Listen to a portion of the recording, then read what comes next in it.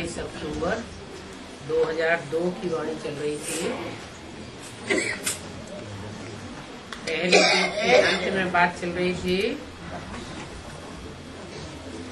अभी ज्ञान जिंदाबाद होता है और भक्ति मुर्दाबाद होती है। बाप से ज्ञान लेंगे तो फिर भक्ति नहीं रहेगी।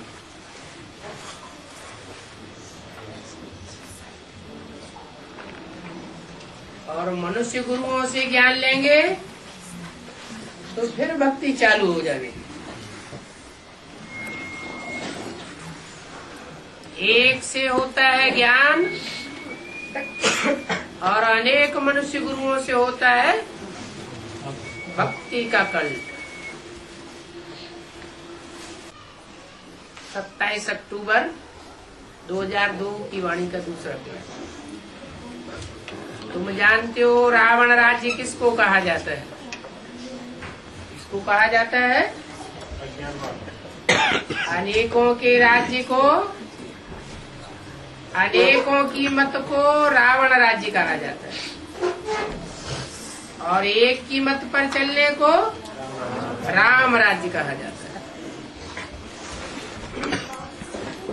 राम राज्य और रावण राज्य को तुम जान गए हो। अभी तुमको सारी रोशनी मिली है क्योंकि तुमको बाप जगाते हैं।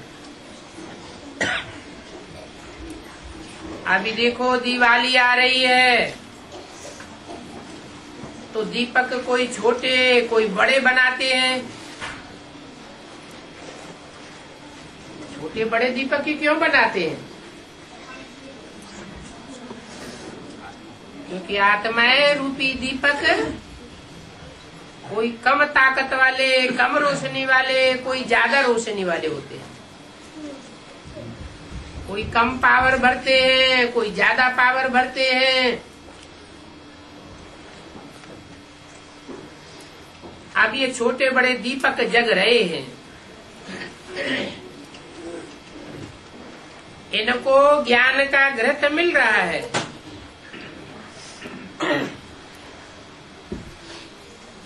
जब मनुष्य मरते हैं तो भी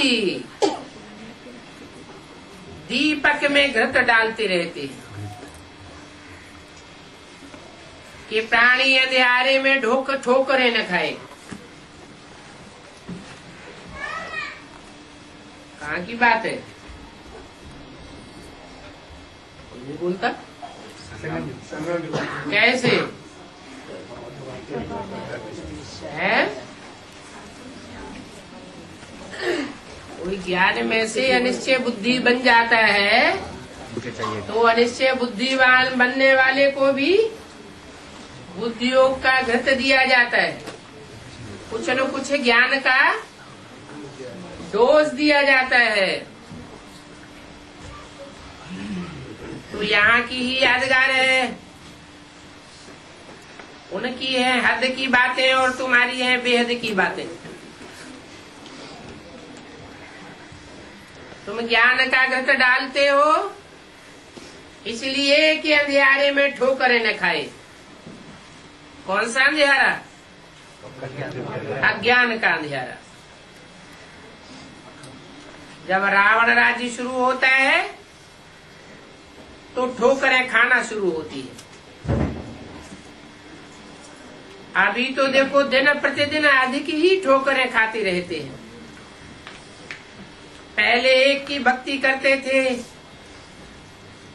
अभी तो मनुष्यों की टिवाटे की भक्ति करते रहते हैं। भक्ति की बहुत सामग्री है। जितनी वृक्ष की सामग्री है, बीज से कितना बड़ा वृक्ष निकलता है। भक्ति भी इतनी है। ज्ञान है बीज और भक्ति है विस्तार। ये सृष्टि तो अनादि अविनाशी है। इस सृष्टि का कभी विनाश नहीं होता है। कलयुगी तामसी षष्ठी खलास होती है, उससे पहले नई सतयुगी सतो प्रधान षष्ठी का फाउंडेशन लग जाता है। उन्होंने शास्त्रों में प्रलय दिखाई दी है। किन्होंने? भक्तों ने। क्योंकि भक्त तो बेचारे अंधियारे में रहते हैं, ज्ञान की रोशनी में आते नहीं, तो समझते हैं सारी दुनिया ही खलास हो जाती है। अब ऐसे तो होता नहीं। ये षष्ठी चक्कर लगाती रहती है। बीज भी एक है और इस षष्ठी का झाड़ भी एक ही है। ऐसे नहीं कि मनुष्य षष्ठी आकाश में, पाताल में, सूर्य में, चांद में कोई दुनिया होती होगी, नहीं। कोई दूसरे जड़ ग्रह उपग्रह में कोई दुनिया नहीं है।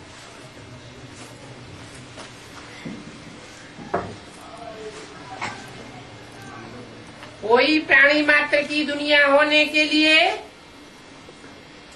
सूर्य से निश्चित दूरी चाहिए।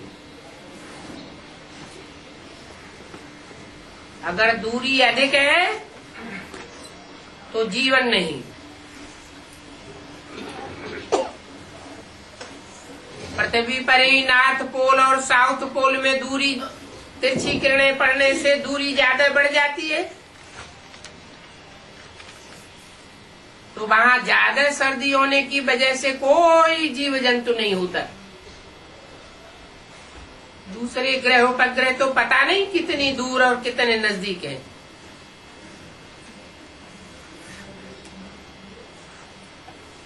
तो ये साइंस वाले चंद्रमा में जाकर के रहने की कोशिश करते हैं।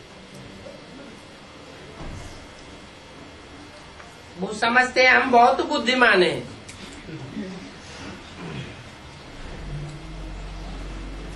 विचारों की बुद्धि का दिवाला निकलता रहता है। वेस्टेज ऑफ टाइम, मनी और एनर्जी करते रहते हैं, प्राप्ति कुछ भी नहीं। ये नहीं जानते हैं कि साइंस से सारी दुनिया का विनाश हो जाना है।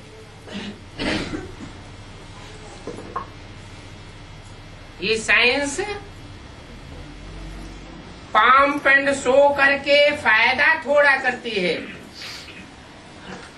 और दुनिया का नुकसान ज्यादा कर देती है। तो साइंस से विनाश को पावेंगे,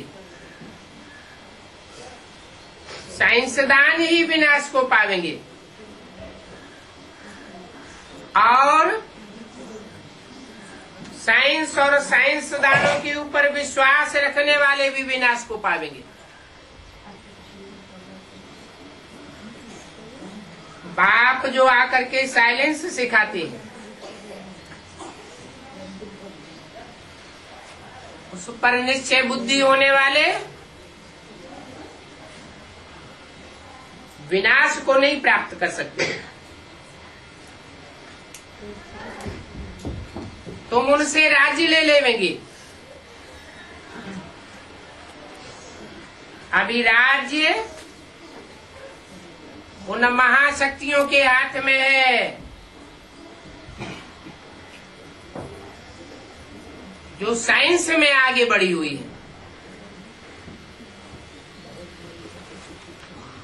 आगे चल करके तुम ये राज्य ले लेंगे, साइंस के बल से नहीं, साइलेंस के बल से। तुम कहेंगे ये भी ड्रामा में नूद है, दूसरे कोई इन बातों को समझेंगे नहीं। राजाई तुमको मिलनी है, क्योंकि कनेक्शन है कृष्णपुरी और क्रिश्चियनपुरी का।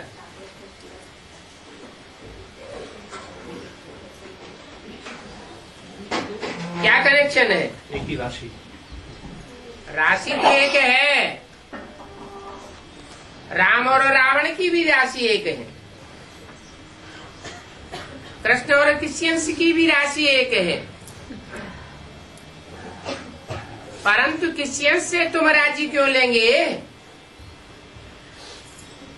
क्योंकि क्रिश्चियंस ने तुम्हारा राज्य छीना है। इन्होंने भारतवासियों को आपस में लड़ा करके कृष्णपुरी को क्रिश्चियनपुरी बनाया है।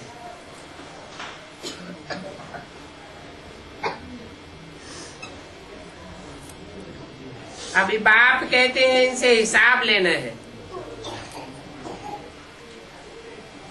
इनको आपस में लड़ाई करके माखन तुमको देते हैं। वो माखन है विश्व की बादशाही का। तुमको विश्व का मालिक बनाते हैं ना,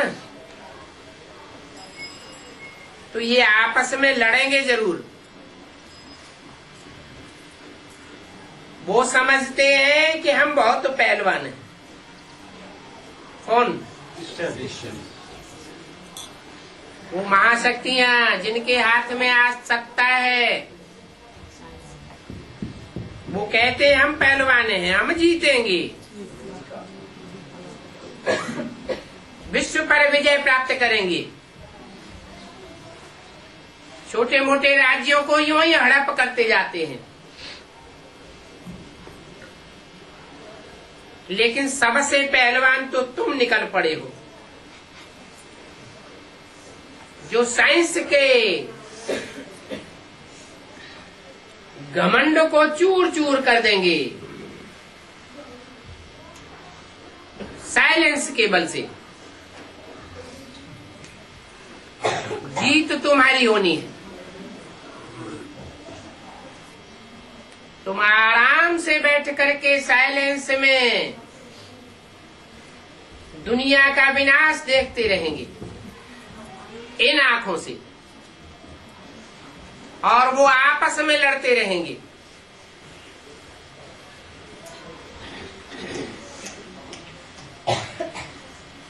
तुमको महावीर और महावीर नहीं कहा जाता है। बाप कहते हैं माया के तूफान तो आवेंगे,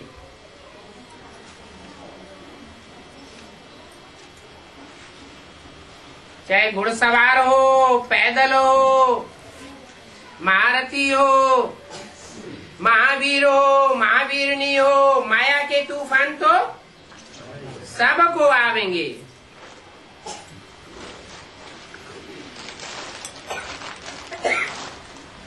परंतु माया के तूफानों से कर्मणा में नहीं आना है।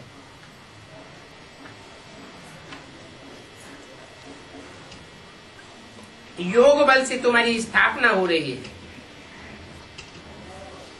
अगर कर्मणा में आए तो कौन सा बल कहा जाएगा? बाहुबल कहा जाएगा।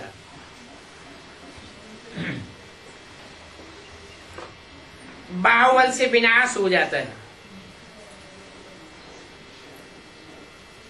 उठते बैठते चलते फिरते बाप को याद करना है। इसको कहा जाता है योग बल।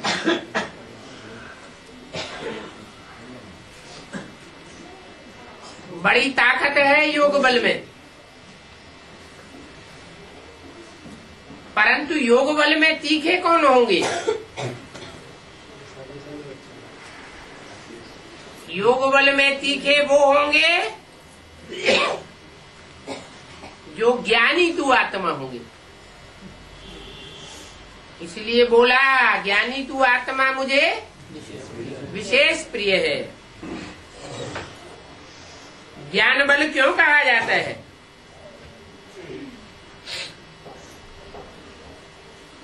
शास्त्रों में ज्ञान नहीं है क्या? शास्त्रों में व्यभिचारी ज्ञान है। शास्त्र एक मनुष्य ने नहीं लिखे, अनेक मनुष्यों ने बैठ बुद्धि चलाई है। इसलिए अनेक मतों वाले, अनेक सिरों वाले रावण का ज्ञान है।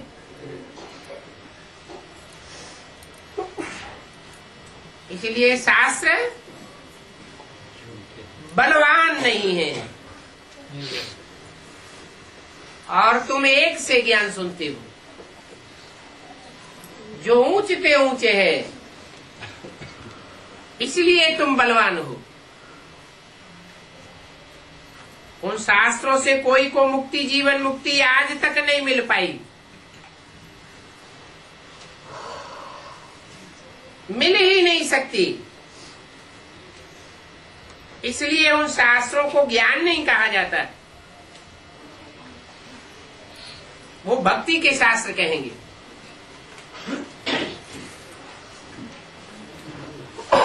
भावना के आधार पर पढ़ते हैं, भावना के आधार पर सुनते हैं, और वो भावना भी अंधश्रद्धा है, अंधविश्वास वाली। इसलिए उनको भक्ति के शास्त्र कहेंगे। ज्ञान का कोई शास्त्र नहीं होता है।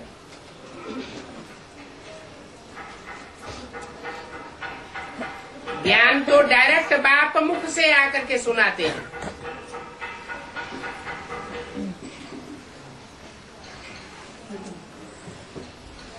अभी जो भी राम के पुस्तक आदि बने हैं या जो भी शास्त्र आदि हैं,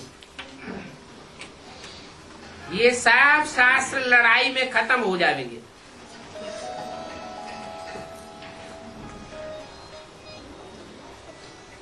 सिर्फ शास्त्र ही खत्म नहीं हो जाएंगे, झूठी गीता, सच्ची गीता सब खत्म हो जाएगी।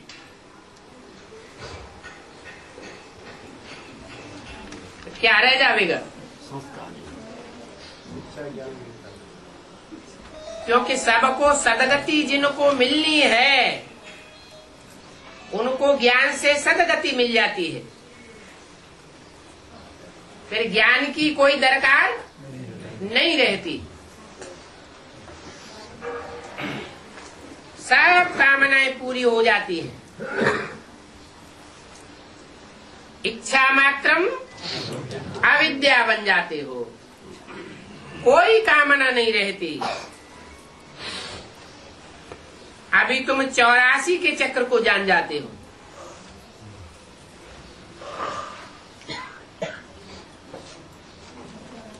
फिर भी तुम अभी बेअंत नहीं कहेंगे। बेअंत कहते हैं नास्तिक।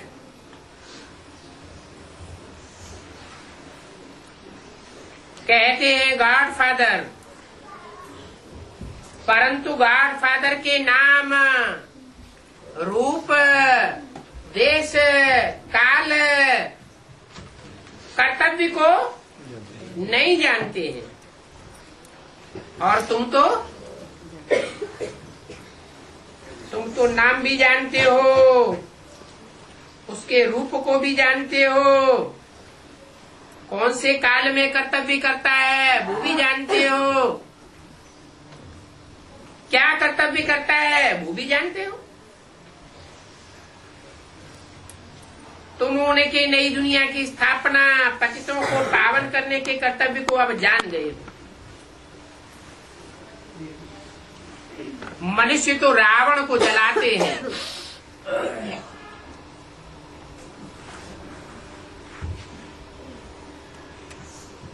क्यों जलाते हैं वो भी कुछ पता नहीं।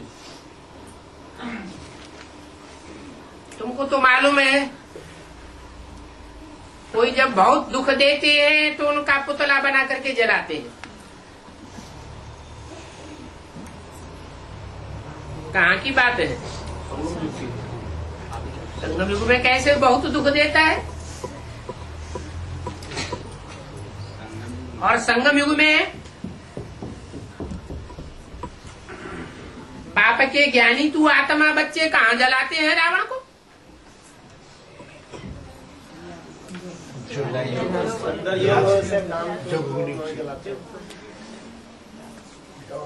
नई नई ज्ञान की ऐसी युक्तियां निकलती हैं, ऐसे ऐसे पॉइंट निकलते हैं जिन्हें सुन करके रावण संपटाय के दिल का जी जलता है।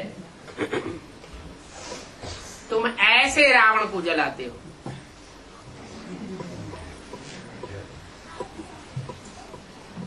वो तो तुम्हारे जी को नहीं जला सकते। जला सकते हैं क्या? तुम तो खुश खुश प्रसन्न प्रसन्न रहते हो। तुम्हारे ऊपर उनकी बातों का कोई असर नहीं होता।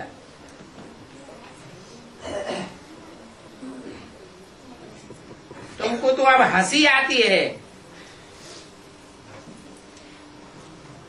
कि वो भक्त लोग रावण को कैसे जलाते रहते हैं पुतला बनाकर।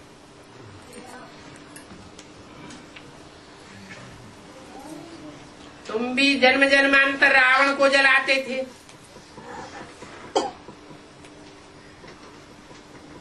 अभी तो तुम जानते हो इस रावण राज्य का विनाश होना है।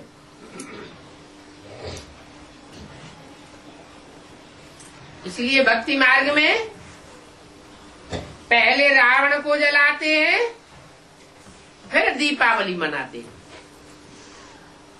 हैं। रावण को न जलाएं तो दीपावली नहीं मनाई जा सकती। आत्मिक स्थिति में स्थित नहीं हो सकते। क्यों? रावण को जलाने के बाद ही आत्मा रूपी दीपक जल सकता है क्या? क्योंकि रावण का वध हो जाता है। रावण दीपक बुझाया। क्योंकि माया रावण बार बार हमको हिंड्रेंस पैदा करता है, रुकावट डाल देता है। माया हमको उठकर खड़ा नहीं होने देती।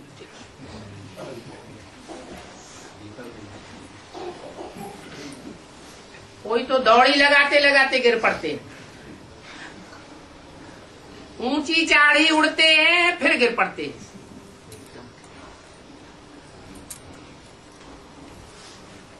तो रावण संपूर्ण जल जाएगा,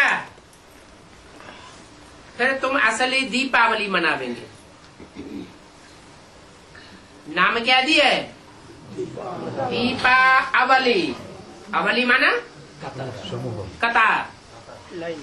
नंबरवार आत्मा रूपी दीपक जलते जावेंगे। जिसका जो नंबर प्रत्यक्ष होना होगा वो नंबर प्रत्यक्ष हो जाएगा।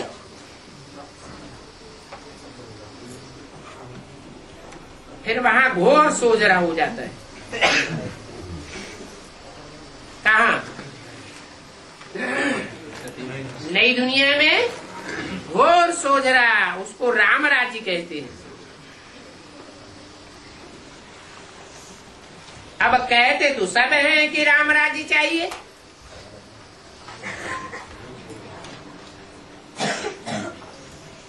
परंतु चाहना करने वाले राम राज्य को जानते ही नहीं कि राम का राज्य राम के बिना कैसे आवेगा। राम राज्य कृष्ण द्वारा आवेगा या राम द्वारा आवेगा? राम ही चाहिए। बेचारे जानते नहीं। अभी तुमको ज्ञान मिल रहा है, रावण का भी तुम्हें ज्ञान मिल रहा है और राम का भी तुम्हें ज्ञान मिल रहा है। ज्ञान माना जानकारी। तो अब तुम्हारी बुद्धि में बैठ गया है कि आखिरी रावण राज्य को ट्रांसफर होना ही पड़ेगा।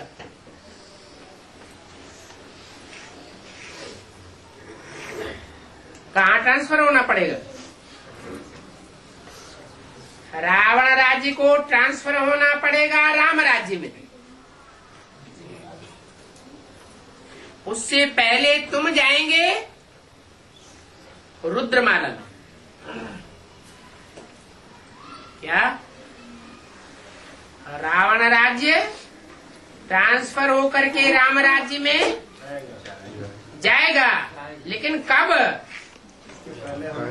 जब तुम पहले ट्रांसफर होकर के रुद्रमाला में जाओगे। 27 अक्टूबर 2002 की वाणी का 3रा पेज। तुम रुद्रमाला में जावेंगे और ये जो इस्लामी बौद्धियों की आत्माएं हैं वो आधा कल्प मुक्ति में रहेंगी।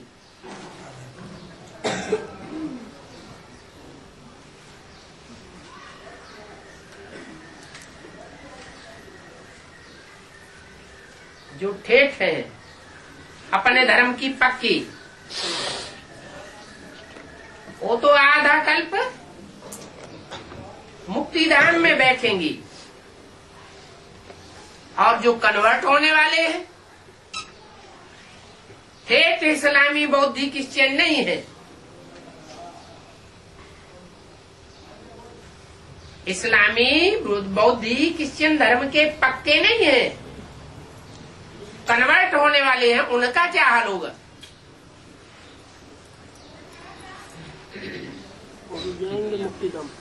वो सुख की दुनिया में तो आवेंगी, क्योंकि उस धर्म से कन्वर्ट होकर के बाप का ज्ञान आखिरी में सुनती ही है। फिर अंतर क्या पड़ेगा? उन लोग को मुक्ति मिलेगा, हम लोग को जीवन मुक्ति। उनको 84 जन्म नहीं मिलेंगे और तुम पूरा 84 जन्म मुक्ति और जीवन मुक्ति लेते हो। और वो भी किससे लेते हो? बाप से लेते हो। वो वहां भी कन्वर्ट हो गए थे और यहाँ भी शूटिंग काल में कन्वर्ट हो जाते।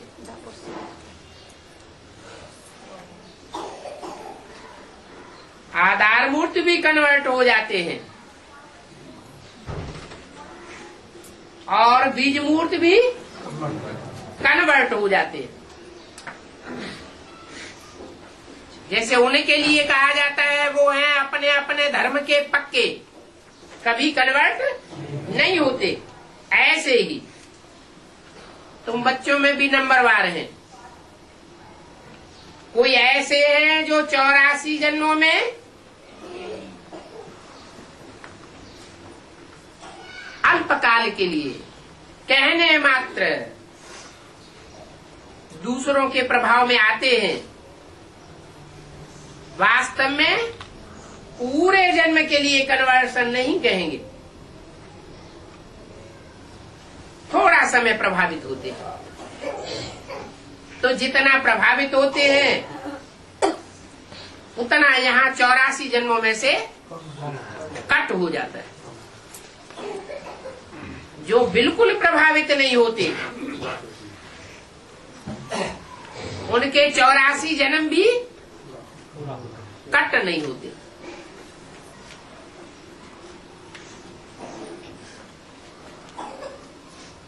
जब हमारी सत्युग की प्रारब्ध पूरी होगी तब भक्ति शुरू होगी। ये सत्युग त्रेता की प्रारब्ध कहाँ बनाई? संगम युग में बनाई। और किसने बनाई? बाप ने हमारी प्रारब्ध बनवाई।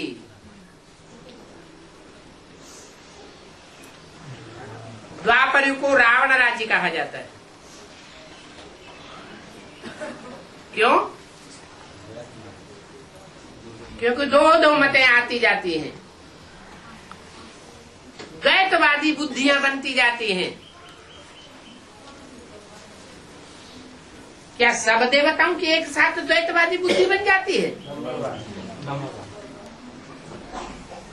जैसे जैसे यहाँ शूटिंग होती है वैसे वैसे वहाँ द्वैतवादी बुद्धि बनती जाती है। पहले पहले द्वैतवादी बुद्धि किसकी बनती? इस्लामियों की।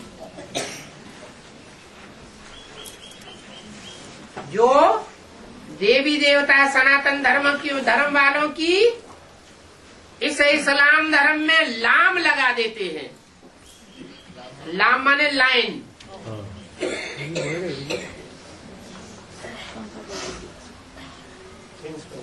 ढेर के ढेर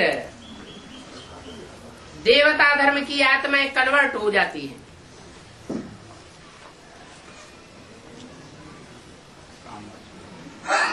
तब कहा जाता है द्वापर, क्योंकि अपने देवता धर्म को भूल गए। ये होना जरूरी है। मिसाल बढ़ के झाड़ को दिया जाता है।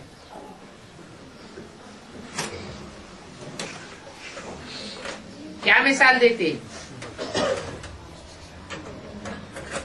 बढ़ के झाड़ में पहले पहले एक ही तना होता है, फिर बाद में नंबरवार दूसरे दूसरे जड़ जमा जाते, अलग तना बन जाते हैं। बच्चे जानते हैं कि आज सनातन देवी देवता धर्म का फाउंडेशन अभी प्रायः लोप हो चुका है, और धर्मों का फाउंडेशन देखने में आता है। उनकी आधारभूत जड़ें देखने में आती हैं, लेकिन देवी देवता सनातन धर्म का फाउंडेशन प्रायः लोप हुआ पड़ा है। प्रायः लोप का मतलब पूरा लोप नहीं हुआ। खुदाई की जाए तो कहीं न कहीं नीचे थोड़ा थोड़ा मिलेगा।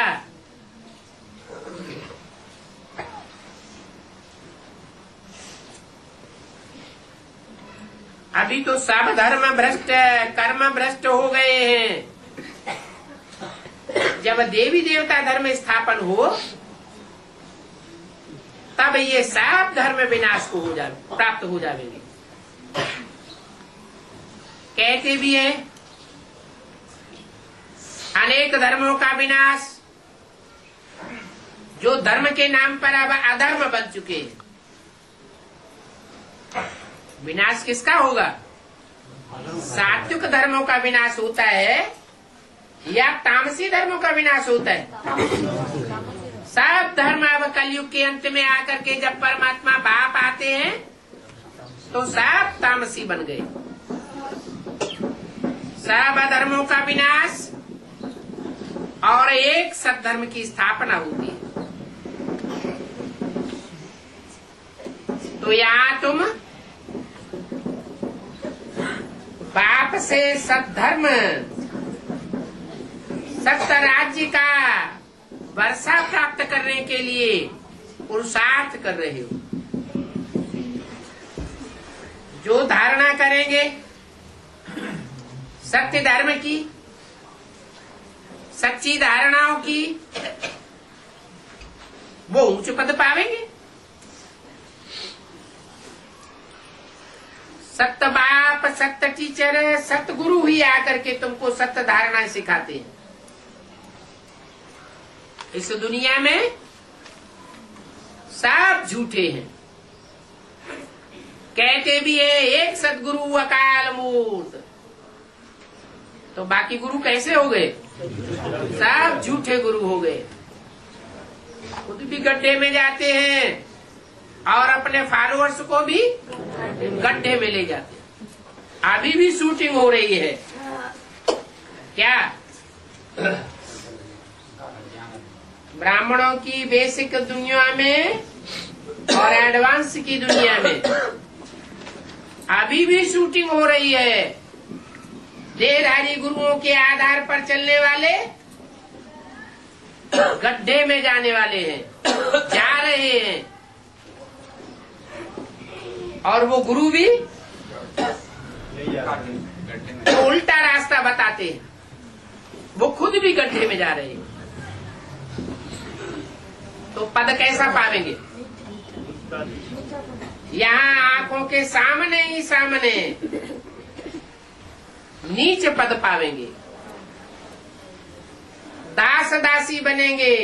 तुम देखेंगे कैसे त्राही त्राही करते हैं। बाप कहते हैं मुख्य बात जरूर धारण करो। क्या मुख्य बात? कि हमको कोई साकार मनुष्य नहीं पढ़ाता है, हमको पढ़ाने वाला कौन है? भगवान। हमको पढ़ाने वाला निराकार बाप है। निराकार बाप कैसे पढ़ाएगा?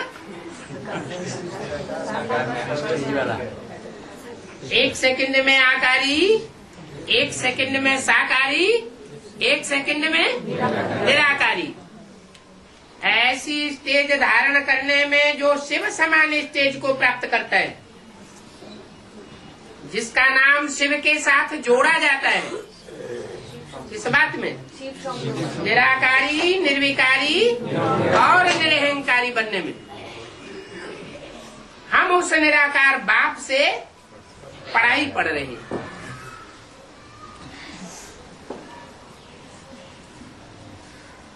कृष्ण हमको नहीं पढ़ाते हैं। वो भक्त क्या समझते हैं?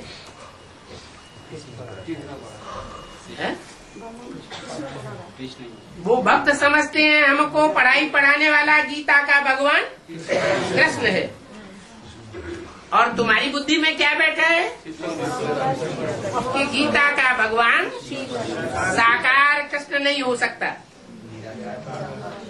2500 वर्ष की दुनिया में भी नहीं हो सकता। और अभी शूटिंग पीरियड में भी वो कृष्ण की आत्मा अंतिम जन्म दादा लेखराज ब्रह्मा का धारण करती है, बल उसमें शिव की प्रवेशता होती है माँ का पार्ट बजाने के लिए, लेकिन वो गीता का भगवान नहीं है। उनको गीतापति भगवान नहीं कहेंगे। तुमको कृष्ण नहीं पढ़ाते। कृष्ण उर्फ ब्रह्मा का एक भी चित्र ऐसा नहीं है जो धर्म पिताओं की तरह निराकारी स्टेज वाला हो। सब धर्मों के अपने अपने झाड़ हैं,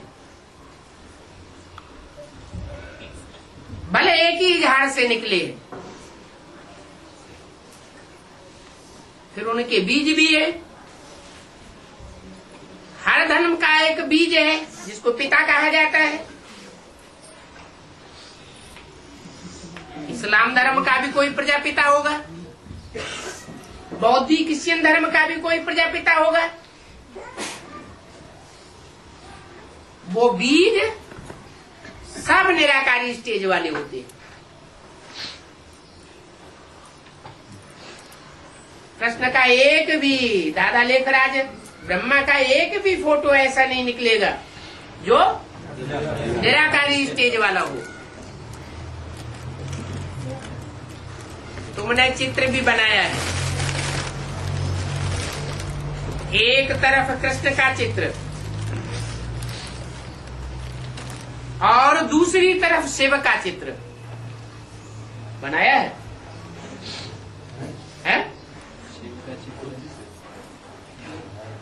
तुमने चित्र बनाया है। एक तरफ कृष्ण का चित्र लिखते हो ये कृष्ण गीता का भगवान नहीं है, और दूसरी तरफ शिव का चित्र बनाया है। हैदराबाद में बनाया है। हैदराबाद में बनाया है। हैदराबाद में बनाया है, यहाँ नहीं था। यहाँ भी था। प्रदर्शनी अंक सबके पास मौजूद है।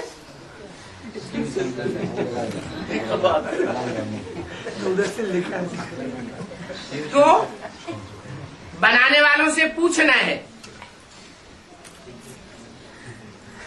अब बताओ गीता का भगवान कौन?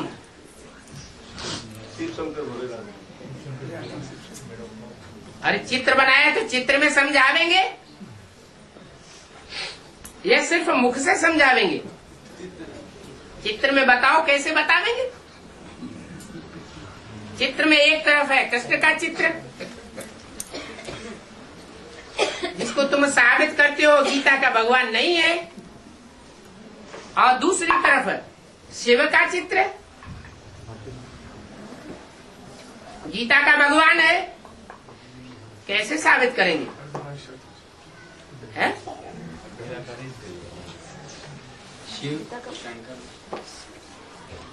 शिव का नाम है बिंदी, मेरी बिंदी का ही नाम शिव है, लिंग का नाम शिव नहीं है।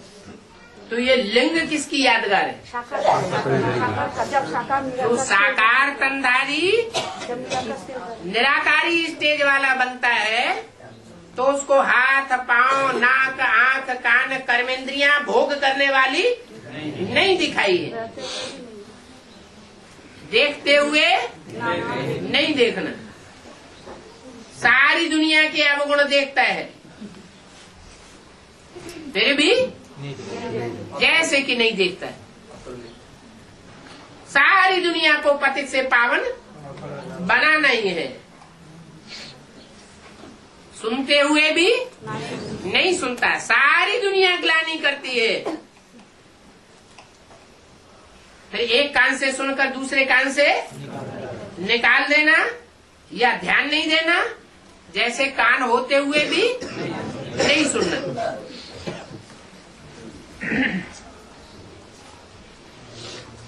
सारी दुनिया मुख से ग्लानि भी करती है, क्योंकि ऐसा भी टाइम आता है सारी दुनिया एक तरफ और एक आत्मा दूसरी तरफ हो जाती है। जो विशेष सहयोगी शक्तियां मानी जाती हैं, जगदम्बा और लक्ष्मी, वो भुजाएं भी असुरों के द्वारा काट ली जाती हैं, उनको भी अपने पक्ष में ले लेते हैं।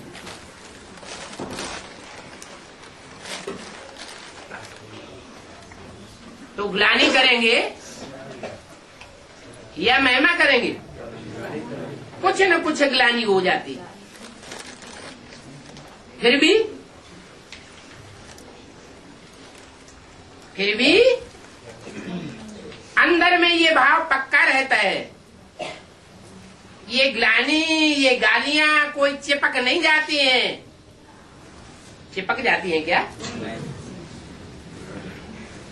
सब जानते हैं कि कोई गाली देता है तो गाली चिपक तो नहीं जाती है, अटैच हो जाना। फिर क्रोध क्यों आता है? देवभान है ना, अभी भी तो देवभान है। देवभान है तो क्रोध आता है, जो है ही बिंदी रूप, तो क्रोध आने का कोई सवाल ही पैदा नहीं होता।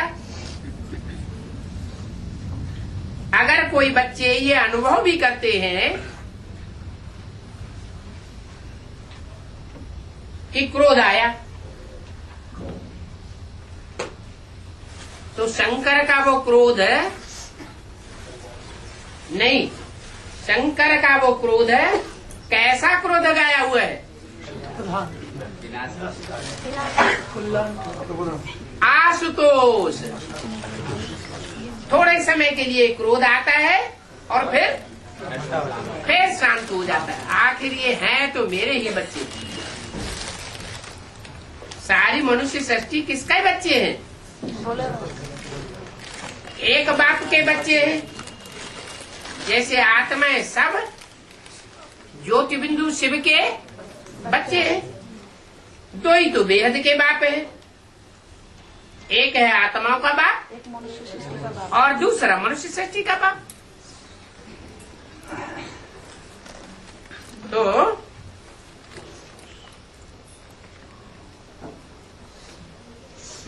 ये साबित हो जाता है चित्र से क्या साबित हो जाता है कि गीता का भगवान साकार हाथ पांव वाला देह भान वाला कृष्ण नहीं है। गीता का भगवान निराकारी स्टेज वाला शिव शंकर भोलेनाथ है। शिव शंकर दोनों नाम ऐड क्यों कर दिए? क्योंकि शिव बिंदी का नाम है और शंकर साकारी आकारी स्टेज का नाम है। आकारी स्टेज इसलिए कि उसमें कृष्ण की सोल प्रवेश होकर के कार्य करती है। साकारी इसलिए कि राम वाली आत्मा अति तमो प्रधान बनी हुई है।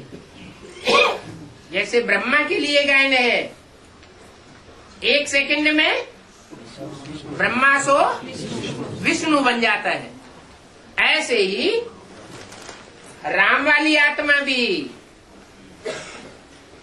बौद्धिक रूप से कहो, प्रैक्टिकल एक्ट के रूप में कहो, नंबरवार ही कहेंगे। पहले बुद्धि में बात आती है या पहले प्रैक्टिकल एक्ट में आती है? पहले बुद्धि में आती है। तो बुद्धि के आधार पर निराकारी स्टेज कब से कहेंगे? जब प्रैक्टिकल में धारण करेंगे। नहीं, 76 से। और प्रैक्टिकल एक्ट कब होगी?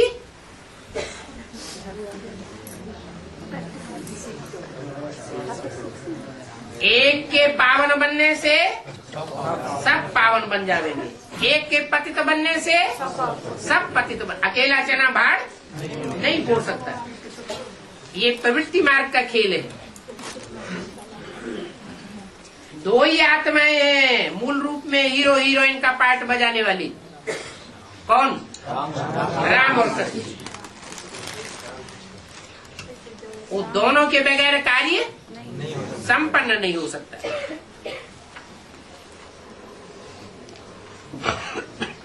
तो पूछो, बताओ गीता का भगवान कौन? जज करो। तुमको समझाने में ये बात बहुत सहज होगी कि गीता का भगवान कृष्ण नहीं है। भगवान तो आकर इस सृष्टि में ज्ञान सुनाकर बुद्धि को पावन बनाता है। पहले क्या करता है? पहले तन को पति से पावन बनाता है या पहले मन को पति से पावन बनाता है? पहले ज्ञान सुना करके मन बुद्धि को पावन बनाता है, निर्मल बनाता है ज्ञान जल से। और इतना ही करके नहीं चला जाता। जैसे तथाकथित ब्राह्मण समझते हैं कि ब्रह्मा के तन में आया, ज्ञान सुनाकर चला गया। अब हम सब गुरु मिलकर के आपस में पतितों को पावन बनाते रहेंगे, नरक को स्वर्ग बनाते रहेंगे। नहीं, अगर ये काम मनुष्यों ने किया होता तो 2500 वर्ष के ड्रामा में पहले भी कर लिया होता। न पहले किया और न अभी कर सकते। ये पतितों को पावन बनाने का काम एक बाप का ही है। एक बाप निराकार मनुष्य सृष्टि के बाप में साकार बन करके जब तक न आवे तब तक संग का रंग कैसे लगावेगा? बिंदी रूप में संग का रंग लगेगा क्या? ये मनुष्य सृष्टि द्वापर युग से पतित होना शुरू हुई तो क्या बिंदी आत्माओं के संग के रंग से नीचे गिरी? ऊपर से बिंदी आत्माएं दूसरे दूसरे धर्म की आत्माओं में प्रवेश करती गई और उनके संग के रंग में आकर हम पतित बनते गए। अभी भी यही प्रक्रिया है। अंत अंतर सिर्फ ये है, पतित बनाने वाले अनेक और पावन बनाने वाला एक।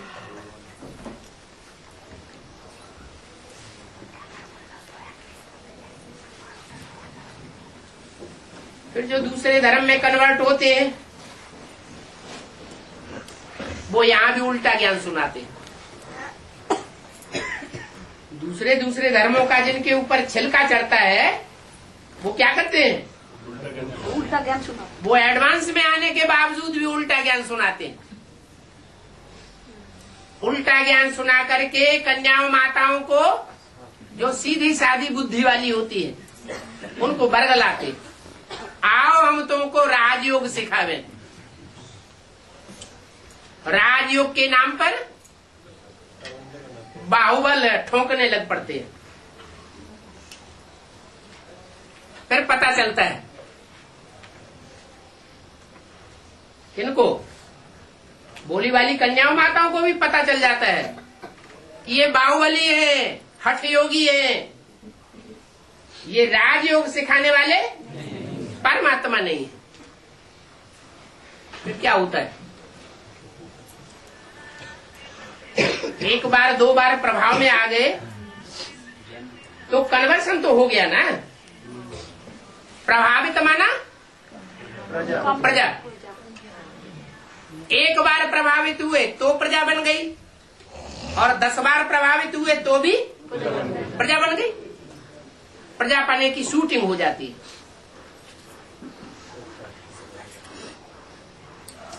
तुमको मालूम है कि अभी गीता का ज्ञान फिर से बाप दे रहे हैं। फिर से माना पहले भी दिया था। यज्ञ के 5000 वर्ष नहीं, 5000 वर्ष को फिर से नहीं कहेंगे। यज्ञ के आदि में भी दिया था। यज्ञ के आदि में भी ये धोबी घाट चला था। उस समय पूरा ज्ञान न होने के कारण टूट पड़े, और अभी तो पूरा ज्ञान आ गया है। अभी टूटने की बात नहीं है। तो तुमको मालूम है गीता का ज्ञान फिर से बाप दे रहे हैं। पहले भी ज्ञान दिया था। बीजों से जड़ें निकली थी, जो आधार मूर्त निकले, उनमें जो दूसरे धर्म के आधार थे वो सब कन्वर्ट हो गए। यज्ञ के आदि में भी कन्वर्ट हुए थे। अभी एडवांस पार्टी में बीजों की बारी है। जो उन जड़ों के बीज होंगे, दूसरे धर्मों का छिलका चढ़ा हुआ होगा। 1 जन्म का, 2 जन्म का, 8, 10, 20, 50 जन्म का, वो अभी भी कन्वर्ट होते रहते हैं, कन्वर्ट करते रहते हैं।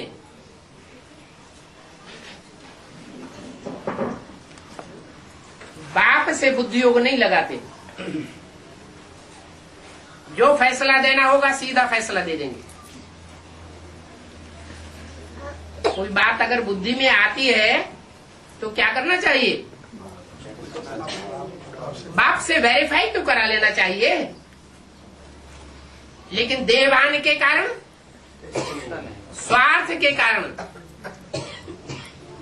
रतरूपी दुम्ब है ना, तो स्वार्थ में आकर पहले अपनी स्वार्थ लिप्सा पूरी करते हैं, बाद में फिर विचार करते हैं कि अरे हमने ये गलत कर दिया।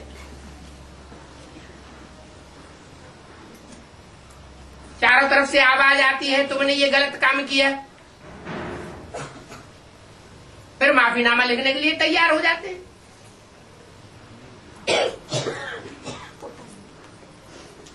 अब जो गिरावट आ गई, अपने में गिरावट आ जाए तो भी कोई बड़ी बात नहीं, लेकिन दूसरी आत्माओं को, जो ढेर की ढेर आत्माओं को नीचे गिराया, उसका क्या प्रतिफल होगा?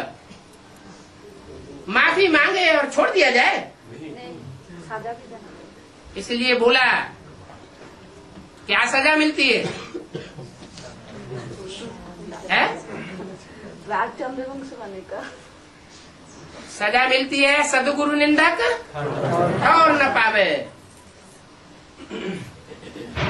जो मुक्ति जीवन मुक्ति की ठौर बनती है, तुम बच्चे साकार में परम धाम को नीचे उतार लेंगे, उस ठौर में उनको जगह नहीं मिलती है या नंबरवार जगह मिलती है,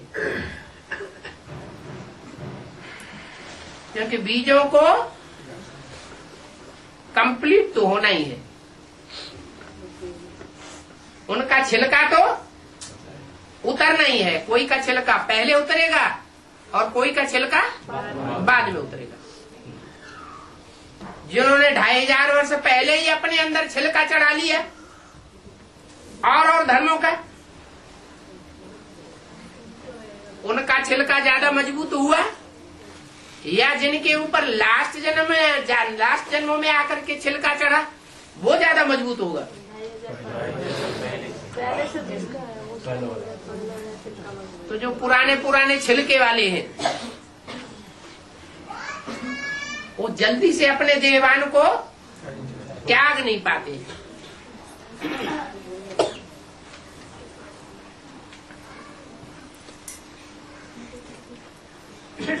गीत में भी है, गीता का ज्ञान फिर से सुनाना पड़े। गीत तो तुमने नहीं बनाए हैं, बनाने वाले तो मनुष्य ही है, परंतु बनाने वाले मनुष्य उन गीतों के अर्थों को नहीं जानते। कहते हैं गीता के भगवान ने ज्ञान घोड़े गाड़ी में बैठ करके दिया।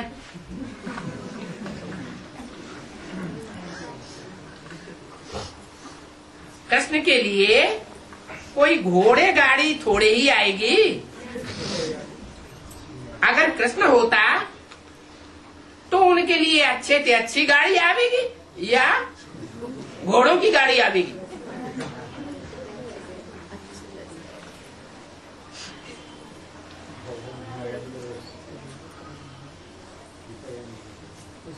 बड़े बड़े धनवान आ जाएंगे। अब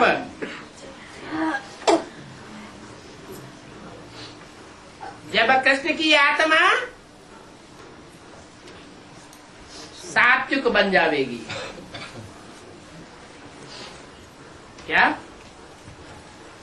कृष्ण की आत्मा जब सात्विक बनेगी तो क्या होगा? बड़े बड़े धनवान भी उनकी बुद्धि में भी बैठ जाएगा। जिनकी सवारी लक्ष्मी बनाती है। लक्ष्मी किसके ऊपर सवारी करती है? उल्लुओं के ऊपर सवारी करती है। हाँ, उनकी बुद्धि दुनिया में नीचे की ओर लगी हुई है, नीचे की दुनिया की ओर, और तुम्हारी बुद्धि ऊपर की ओर लगी हुई है। यहाँ तो देखो,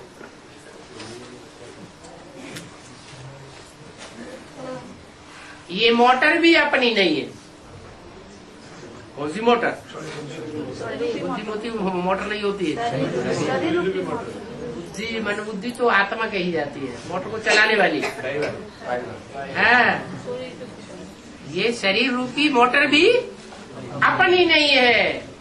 अपनी नहीं है, किसकी है? ये तन मन धन सब कुछ तेरा।